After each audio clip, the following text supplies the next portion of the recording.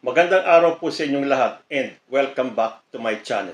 Meron po akong gustong i-share sa inyong isang article na nabasa ko na sinulat ni Attorney Melvin Alvarez Matibag ng Daily Tribune at ang kanyang column ay titled Power Dynamics. Sa panahon po natin ngayon, lalo na sa mga issues na kinakaharap ni Vice President Sara Duterte, halos nagkakaisa po ang mga Pilipino na gustong ma-impeach o matanggal si Sara Duterte sa kanyang pwesto.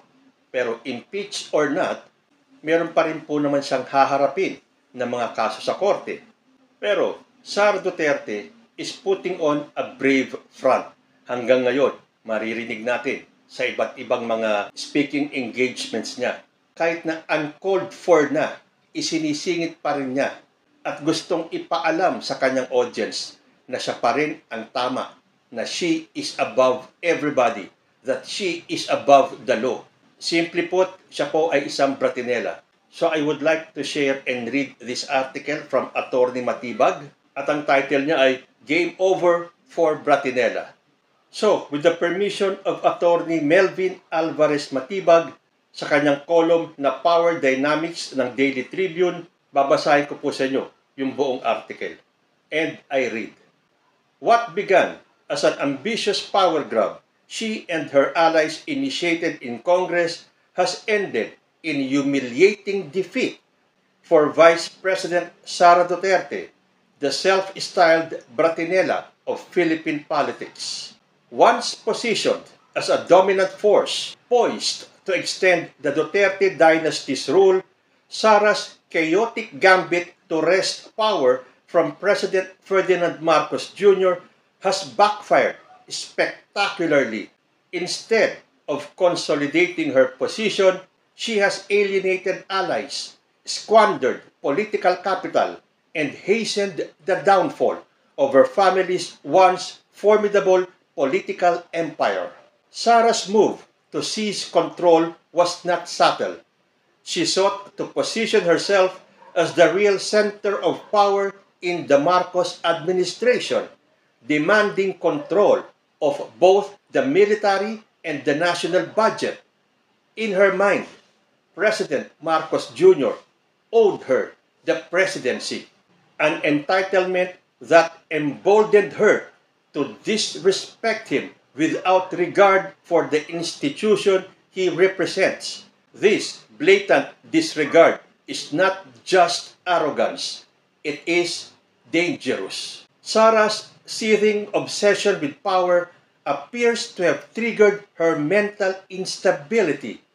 Her open letter to the National Security Council was widely perceived as the work of one showing signs of a narcissistic personality disorder.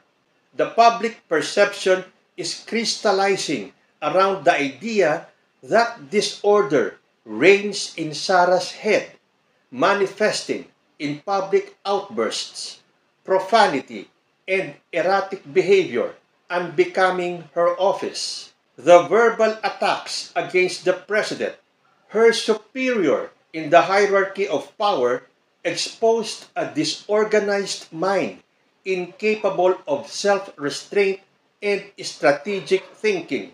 Worse, this mental chaos has not remained confined to her person but has seeped into the realm of national politics, creating an atmosphere of dysfunction and discord.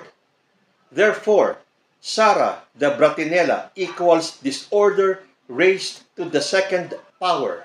In a misguided attempt to defend her, Senator Bato de la Rosa said, Sara was merely showing her authentic self. While authenticity might explain her initial popularity, her unraveling has revealed that authenticity without substance is just noise. Her tantrums, devoid of any reason or strategy, have alienated supporters and painted her as unfit to lead. Sara's lack of strategic foresight became even more evident in her open challenge to the commander-in-chief. She miscalculated Marcos Jr.'s ability to consolidate power and underestimated the public's growing disenchantment with the Duterte brand. Her profanity-laden attacks on the president and theatrical displays of outrage, far from rallying support, painted the image of one unhinged and a liability to the nation. Sara's last-ditch effort to equate herself with the late opposition Senator Ninoy Aquino and inspire a people power uprising was a masterclass in political delusion. From barbershops to social media, the ploy was met with ridicule. This political misstep revealed the undeniable reality. It is game over for Sara Duterte. Once capable of summoning massive crowds and commanding unflinching loyalty, the Dutertes can no longer rally people to their cause. The crowds have dwindled, the energy has dissipated, and their influence has waned. Calls for support are now met with apathy, not action. The machinery that Rodrigo Duterte built during his presidency is breaking down under the weight of Sara's miscalculations. Sara's power grab and obsessive antics made the House investigation into the intelligence funds a political question. The congressmen, after all, represent a political territory.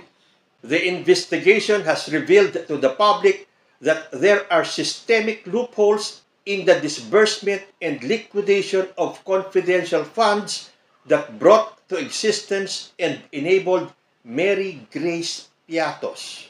Mary Grace Piatos revealed the authentic Sara, a noisy, power-thirsty Duterte, a bratinella. If the second envelope led to the downfall of President Joseph Estrada, Mary Grace Piatos has sealed the demise of Sara's political ambitions. To this, we owe the Blue Ribbon and the Quadcom investigations. Because of them, the country dodged a bullet.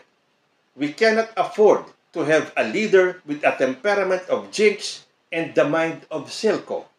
It is evident in Sara's actions that she will do whatever it takes to grab power. Fortunately, the institutions of power have realigned and the public sentiment has shifted against Sara, who brings only chaos and disorder.